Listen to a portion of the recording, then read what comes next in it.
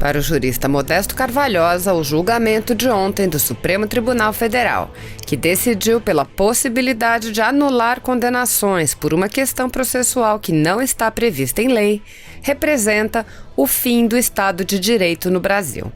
Segundo Carvalhosa, o Brasil passou a ser uma ditadura dos corruptos, das organizações criminosas e de delinquentes de todo gênero. Ouça o texto de Modesto Carvalhosa. A Constituição de 88 acaba de ser revogada pelo STF. O povo brasileiro assistiu, entre incrédulo e estarrecido, a um desfile de elucubrações alucinadas que derrogaram o império da lei, precisamente na casa onde ela deve prevalecer sobre qualquer tendência meia-verdade e meia-certeza. O Supremo Tribunal somente pode julgar com base na lei. O Brasil passou a ser uma ditadura dos corruptos, das organizações criminosas e de delinquentes de todo gênero. Embora possa receber benefícios que variam da redução até mesmo a isenção de pena, o delator não deixa de ser réu, e na ordem dos atos processuais, tanto quanto o réu não delator, conserva o direito de pronunciar-se depois do Ministério Público. Está evidente que o objetivo é o de anular as condenações dos corruptos.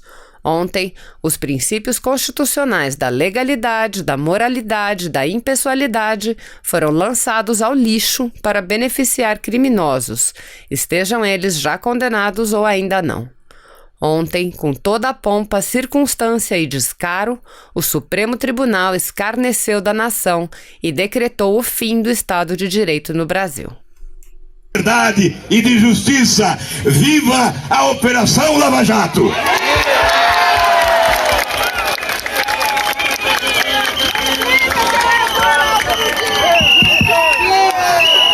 A Operação Lava Jato é uma conquista das pessoas de bem desse país.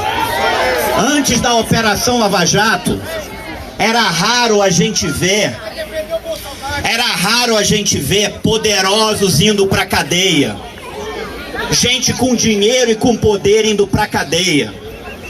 Quem se levanta contra a Operação Lava Jato é quem quer proteger ilicitudes nesse país.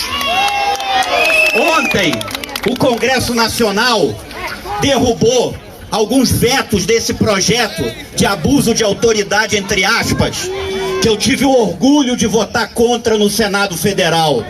E votei ontem para manter esses vetos. Porque esse projeto, a gente precisa sim de um projeto de abuso de autoridade, mas não esse.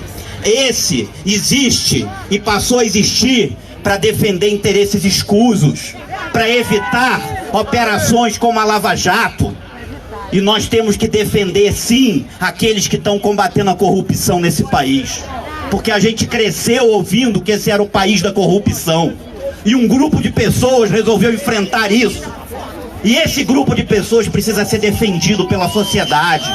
Na medida que existem algumas pessoas ali naquele poder e ali naquele outro poder que estão se organizando num grande acordão para enfrentar essa operação. Então as pessoas de bem têm que defender sim a Operação Lava Jato. E nós no Congresso Nacional temos que fazer 3 coisas imediatamente. Primeiro, instalar a Comissão Parlamentar de Inquérito da Lava Toga, que eu tenho orgulho de ter assinado os 3 requerimentos e assinarei quantos mais forem necessários. Segundo, desengavetar e botar para análise os pedidos de impeachment dos ministros do STF.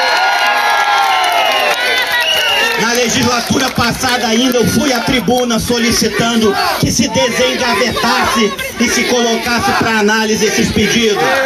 E terceiro, exigir da Câmara dos Deputados que se paute até que do fim do foro privilegiado, do fim do foro por prerrogativa de função, que nós aprovamos no Senado na legislatura passada com o meu voto, e é algo importante para o país. O foro privilegiado nada mais é do que fermento para a impunidade nesse país. Então, muda Senado, muda Brasil, vamos nos juntar. A sociedade precisa se juntar contra esse acordão que está se formando para enfrentar aquelas pessoas que estão lutando contra a corrupção no seu país. Viva a Operação Lava Jato! Viva o Muda Senado! E vamos à luta fazer a nossa parte!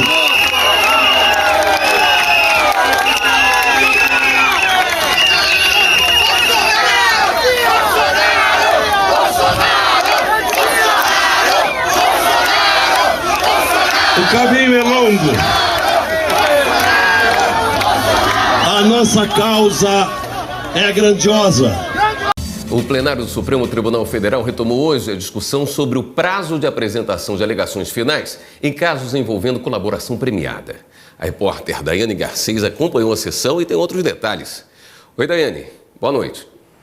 Boa noite, William, e a todos que acompanham a TV Justiça nesta quinta-feira. Exatamente, o Supremo Tribunal Federal retomou o julgamento e, por maioria, entendeu que delatados têm o direito de apresentar as alegações finais depois dos delatores. Isso porque a maioria entendeu que os delatados, de acordo com o entendimento dos ministros, eles têm esse direito diante de vários argumentos que foram apresentados aqui durante o julgamento. Pois é, para entender melhor o que são alegações finais, elas representam aquela última fase do processo, antes da sentença, em que os réus podem se manifestar.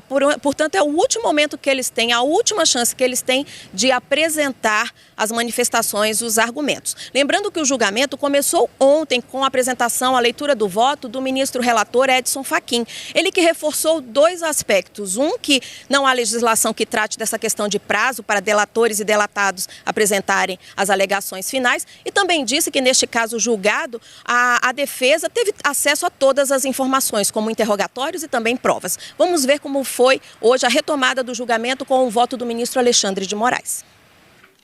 No habeas corpus, o ex-gerente da Petrobras, Márcio de Almeida, condenado por corrupção e lavagem de dinheiro, alega que, na condição de delatado, deveria ter apresentado as alegações finais depois dos delatores. O ministro Alexandre de Moraes ressaltou se tratar de interesses contrários. Para ele, o delator não busca a inocência porque já fez acordo de colaboração.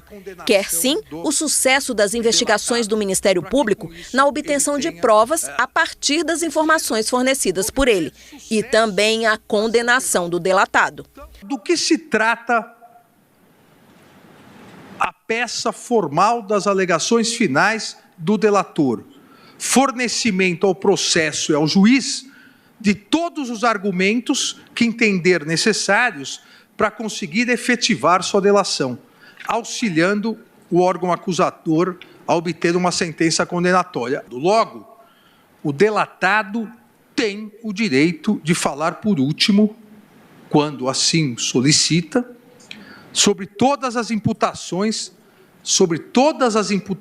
que possam levar à sua condenação. O ministro Roberto Barroso acompanhou o relator, ministro Edson Fachin, ao negar o habeas corpus. Ele destacou que a fase de alegações finais não traz novidades ao processo. E caso isso ocorra, é aberto um novo prazo à defesa.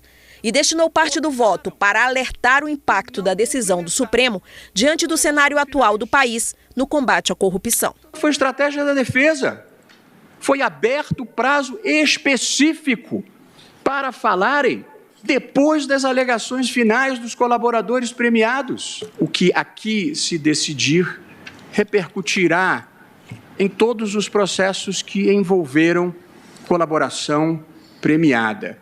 Esta inovação importante do direito brasileiro já vinha na legislação desde lá de trás, mas foi melhor detalhada em lei subsequente, que permitiu o desbaratamento de verdadeiras quadrilhas que saqueavam o Estado brasileiro em todos os níveis da federação. Na sequência, depois do ministro Barroso, quem votou foi a ministra Rosa Weber. Eu vou dar aqui um resuminho de cada voto para que vocês possam entender. A ministra Rosa Weber alertou os ministros de que é preciso garantir a interpretação da legislação com relação a garantir os princípios da ampla defesa e do contraditório. E lembrou que, neste caso de delatores e delatados, é preciso dar um tratamento igual.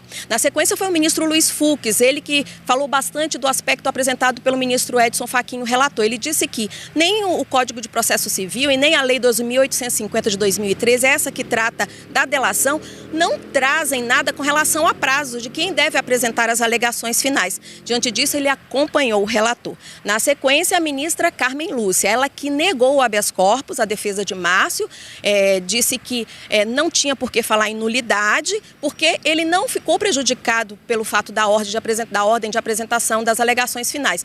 No entanto, a ministra Carmen Lúcia acompanhou a maioria na questão da tese, de que os delatados devem apresentar as alegações depois dos delatores. O ministro Gilmar foi bem rápido e botou uma frase que ressaltou bem, chamou bem a atenção, que é preciso combater a corrupção, mas sem cometer crimes. Na sequência veio o ministro Ricardo Lewandowski, que disse que houve sim, neste caso, um grave erro, um gravíssimo erro e prejuízo à defesa de Márcio, a partir do momento em que a Justiça de primeiro grau negou a ele o direito de apresentar as alegações antes dos delatores. Depois o ministro Celso de Mello, que falou também que retirar, neste caso, o direito da defesa a apresentar depois, que seria suprimir totalmente o direito à ampla defesa. E, por fim, o presidente do Supremo Tribunal Federal, o ministro Dias Toffoli, ele que adiantou o voto, mas disse que vai apresentar o voto por completo, com todos os detalhes, na próxima sessão. William. Muito obrigado pelas informações. A consultora jurídica da TV Justiça, Karina Zucolotto, também acompanhou a sessão do plenário desta quinta-feira, está aqui com a gente. Boa noite, Karina. Boa noite, William. No final da sessão, houve uma discussão sobre modulação de efeitos nesse habeas corpus, né? Você pode explicar isso melhor para a gente? Vamos lembrar apenas que o julgamento ainda não foi encerrado, deve ser retomado na próxima quarta-feira, com o voto do ministro Dias Toffoli, ministro Marco Aurélio também, que não estava ao final da sessão, não pôde votar. O ministro Dias Toffoli disse que esse é um caso de grande repercussão e que todos os ministros devem se manifestar. Mas o ministro Luiz Fux, antes mesmo que o ministro Dias Toffoli se posicionasse e suspendesse a sessão, ele sugeriu que fossem modulados os efeitos da decisão nesse habeas corpus, para que essa decisão, essa tese que deve ser fixada, de que as defesas devem ter uma ordem sucessiva de apresentação para não violar o princípio da ampla defesa e do contraditório, ele sugeriu que isso fosse feito, mas uma polêmica foi instaurada no plenário do Supremo Tribunal Federal, então eu acredito que esse deva ser um tema que também pode ser retomado na próxima quarta-feira. A modulação dos efeitos, para que ela seja aprovada no plenário, são necessários pelo menos 8 votos dos ministros a favor para dizer se essa decisão vale daqui para frente ou se ela pode alcançar decisões condenatórias já proferidas lá para trás e, com isso, anular essas sentenças que, porventura, tiveram as defesas, de uma certa forma, violadas o seu direito de ampla defesa. Então, a modulação deve ser discutida ainda na próxima semana, mas o julgamento não terminou. Dias Toffoli e ministro Marco Aurélio ainda devem votar. Esse é o primeiro julgamento a ser realizado na próxima quarta-feira. Já temos encontro marcado, então, na quarta com esse tema novamente no plenário. E o programa Plenárias desse final de semana recheado de muita informação sobre esse tema, né? Não só sobre esse tema, mas as sessões extraordinárias que aconteceram na quarta-feira de manhã, na sessão de hoje e na quarta-feira à tarde. Tá bom, Karina, muito obrigado pela sua presença mais uma vez aqui. Eu que agradeço. Se você apoia Jair Bolsonaro, curta este vídeo, manifeste a sua opinião e compartilhe para que a vontade do povo brasileiro seja conhecida. Inscreva-se no canal para ter acesso gratuito ao nosso conteúdo. Uma produção Folha Política.